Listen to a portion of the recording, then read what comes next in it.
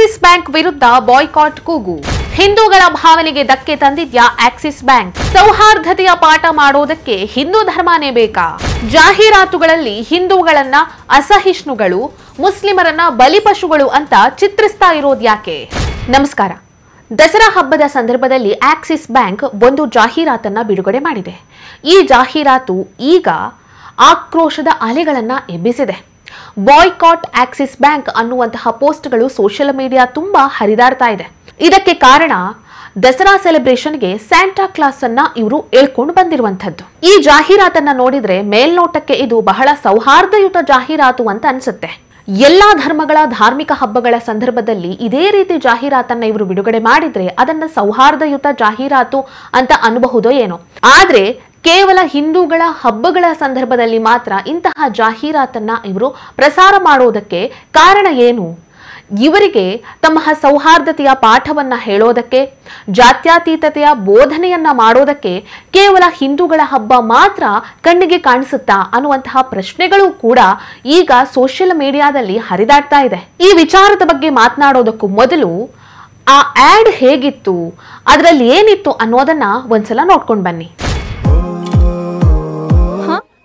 तमी इस साल इतनी जल्दी? दिल से ओपन सेलिब्रेशन जल्दी शुरू हो गया तो आना पड़ा. ನೋಡಿದ್ರಲ್ವಾ, ಈ ಆಡ್ ಬಗ್ಗೆನೇ ಈಗ ವಿರೋಧ ವ್ಯಕ್ತ ಆಗ್ತಾ ಇರೋದು. ಟ್ರೀನಿ ಅನ್ನುವಂತಹ ಒಂದು ಟ್ವಿಟರ್ ಅಕೌಂಟ್ ಬಳಕೆದಾರರು, ನವರಾತ್ರಿ ಸಂದರ್ಭದಲ್ಲಿ ಮಾತ್ರ ಇಂಥ ಆಡ್ಗಳನ್ನ ಮಾಡ್ತೀರಾ, ಬೇರೆ ಹಬ್ಬದ ಸಂದರ್ಭದಲ್ಲಿ ಮಾಡಲ್ವಾ ಅಂತ ಪ್ರಶ್ನಿಸಿದ್ದಾರೆ. ಇನ್ನೂ ಕೆಲವರು ಈ ರೀತಿ ಜಾಹೀರಾತುಗಳನ್ನ ಕೇವಲ ಹಿಂದೂಗಳ ಹಬ್ಬದ ಸಂದರ್ಭದಲ್ಲಿ ಮಾತ್ರ ಯಾಕೆ ಮಾಡ್ತೀರಾ? ಈದ್ ಮಿಲಾದ್ ನಲ್ಲಿ ಸ್ಯಾಂಟಾ ಕ್ಲಾಸ್ ಅನ್ನ ಕರ್ಕೊಂಡು ಬರಬಹುದಲ್ವಾ? ಅಥವಾ ಕ್ರಿಸ್ಮಸ್ ಸಮಯದಲ್ಲಿ ಇಸ್ಲಾಂನ ಚಿಹ್ನೆಗಳನ್ನ ಬಳಸಬಹುದಲ್ವಾ ಅಂತ ಪ್ರಶ್ನೆಗಳನ್ನ ಎತ್ತಿದ್ದಾರೆ. ಪ್ರಿಯಾ ಅನ್ನುವಂತಹ ಟ್ವಿಟ್ಟರ್ ಬಳಕೆದಾರರು, ಇದು ಯಾವ ರೀತಿಯ ತಮಾಷೆ, ನಮ್ಮ ಹಬ್ಬಗಳನ್ನ ನಿಮ್ಮ ಸ್ವಂತ ಬಳಕೆಗಾಗಿ ದಯವಿಟ್ಟು ಬಳಸಿಕೊಳ್ಬೇಡಿ ಅಂತ ಕೇಳಿಕೊಂಡಿದ್ದಾರೆ. ಇವರೆಲ್ಲ ಹೇಳ್ತಾ ಇರೋದು ಒಂದ್ ರೀತಿ ಸರಿನೇ. ಯಾಕಂದ್ರೆ ಪ್ರತಿ ಸಾರಿ ಸೌಹಾರ್ದತೆಯ ಪಾಠವನ್ನ ಮಾಡೋದಕ್ಕೆ ಇವರಿಗೆ ಹಿಂದೂಗಳ ಹಬ್ಬನೇ ಬೇಕಾ ಅಂತ ಅನ್ಸುತ್ತೆ. ಇದು ಕೇವಲ ಆಕ್ಸಿಸ್ ಬ್ಯಾಂಕ್ ನ ಆಡ್ಗೆ ಮಾತ್ರ ಸಂಬಂಧಿಸಿದ್ದಲ್ಲ. 2020ರಲ್ಲಿ ತನಿಷ್ಕ್ ಒಂದು ಜಾಹೀರಾತನ್ನ ಬಿಡುಗಡೆ ಮಾಡಿತ್ತು. ಅದರಲ್ಲಿ ಹಿಂದೂ ಹುಡುಗಿಯೊಬ್ಬಳು ತನ್ನ ಮುಸ್ಲಿಂ ಅತ್ತೆ ಮಾವನ ಜೊತೆ ಬಹಳ ಸಂತೋಷವಾಗಿರುವಂತಹ ಒಂದು ಸೀನ್ ಇತ್ತು. ಇದನ್ನ ನೋಡಿದಂತಹ ಅನೇಕರು, ಏನಿದು ಲವ್ ಜಿಹಾದ್ ಅನ್ನ ಪ್ರಚಾರ ಮಾಡ್ತಾ ಇದ್ದೀರಾ ಅಂತ ಪ್ರಶ್ನೆ ಎತ್ತಿದ್ರು. ಈ ರೀತಿ ಆಡ್ ಗಳನ್ನೆಲ್ಲ ನೀವು ಬಹಳ ಸೂಕ್ಷ್ಮವಾಗಿ ಗಮನಿಸಿದ್ರೆ ಅದರಲ್ಲಿರುವಂತಹ ಒಂದು ಕಾಮನ್ ಅಂಶ ಏನ್ ಗೊತ್ತಾ?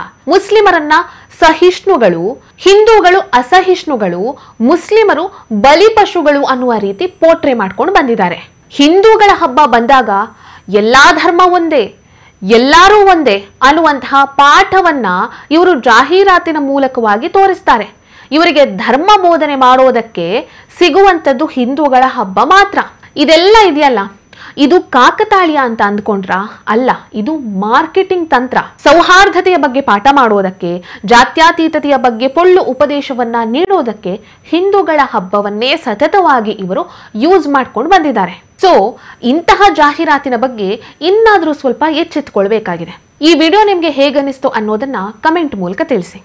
ಈ ವಿಡಿಯೋ ನಿಮಗೆ ಇಷ್ಟ ಆಗಿದ್ದಲ್ಲಿ ಲೈಕ್ ಮಾಡಿ, ಶೇರ್ ಮಾಡಿ, ಕಮೆಂಟ್ ಮಾಡಿ. ನೀವಿನ್ನೂ ನಮ್ಮ ಹೊಸ ದಿಗಂತ ಡಿಜಿಟಲ್ ಚಾನೆಲ್ ಅನ್ನ ಸಬ್ಸ್ಕ್ರೈಬ್ ಮಾಡಲಿಲ್ಲ ಅಂದ್ರೆ ದಯವಿಟ್ಟು ಸಬ್ಸ್ಕ್ರೈಬ್ ಮಾಡಿ.